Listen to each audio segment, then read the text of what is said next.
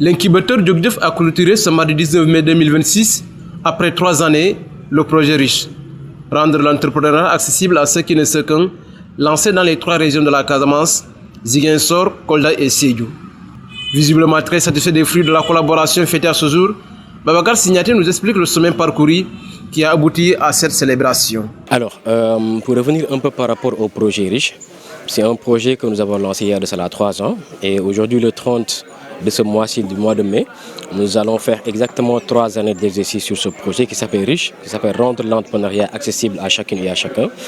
qui est en réalité un projet qui a été mis en place par une ONG appelée SOS Pulse au début et qui a été repris par l'ONG PPI grâce, on va dire, à la fusion que les 2 ONG ont eue ensemble. Alors pour parler un peu du projet Riche, il s'agissait d'un projet de 3 années qui avait 4 volets.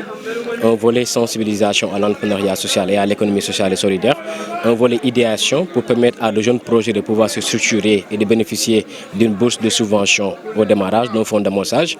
d'un programme d'incubation qui permettait aux jeunes de pouvoir aller plus loin avec le projet, de pouvoir formaliser le projet et de mettre en place, de se lancer sur le marché, et enfin d'un programme d'accompagnement au financement qui nous permettait de pouvoir financer ces projets-là et de leur accorder une subvention qui peut aller jusqu'à 2500 € pour leur permettre de pouvoir se lancer sur le marché et consolider leur projet. Pendant ces 3 années, nous avons eu à faire 2 cohortes d'incubation, 2 cohortes d'idéation,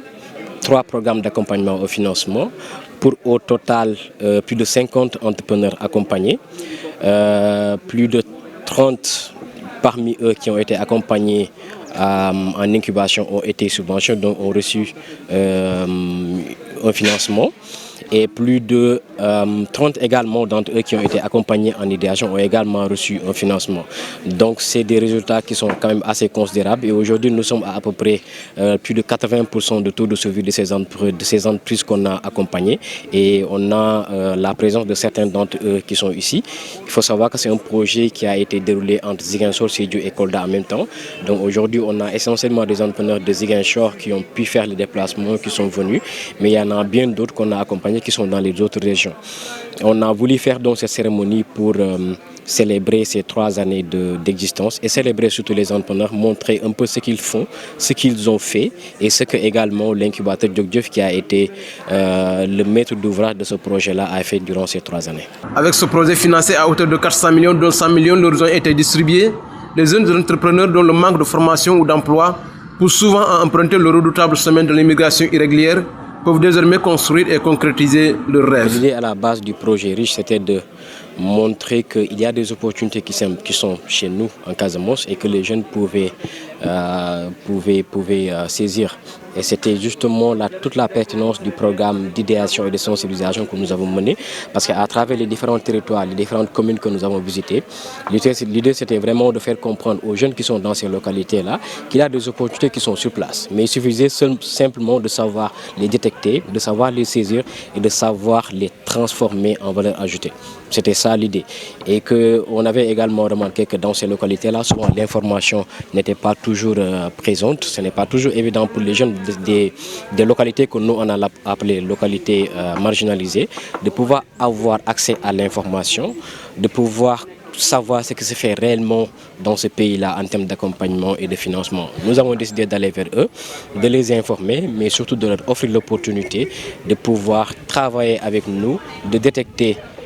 des potentialités et de les transformer en véritable valeur ajoutée. Et c'est ce que nous avons fait durant ces 3 années-là pour surtout contribuer à maintenir les jeunes sur place dans les localités, qu'il n'y ait pas besoin d'aller à l'exode rural, d'aller vers les grandes villes ou même d'aller vers l'immigration clandestine, même si le voyage il est permis à tout le monde, mais il n'est pas souhaitable que les jeunes quittent des territoires où il y a autant de potentialités pour aller vers l'Eldorado, alors que c'est quelque chose de vraiment incertain. Le responsable de l'incubateur Djogdjef n'a pas manqué d'adresser ses vifs remerciements aux partenaires financiers et techniques qui ont soutenu et accompagné le projet. Et c'est le moment de remercier les partenaires techniques et financiers qui nous ont accompagnés, en particulier l'Agence française de développement, l'AFD, mais aussi la Fondation BOA, qui a beaucoup participé également à nous accompagner sur ce projet-là.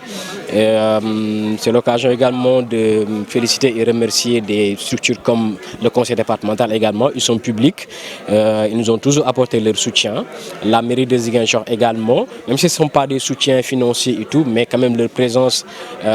au sein de l'incubateur quand on a besoin d'eux a été quelque chose de très déterminant. Après 3 ans de formation bien acquise et sanctionnée par une remise d'attestation, le semaine de l'entrepreneuriat se voit bien balisé pour ces jeunes très ambitieux et très déterminés à conquérir le marché du travail fortement concurrencé.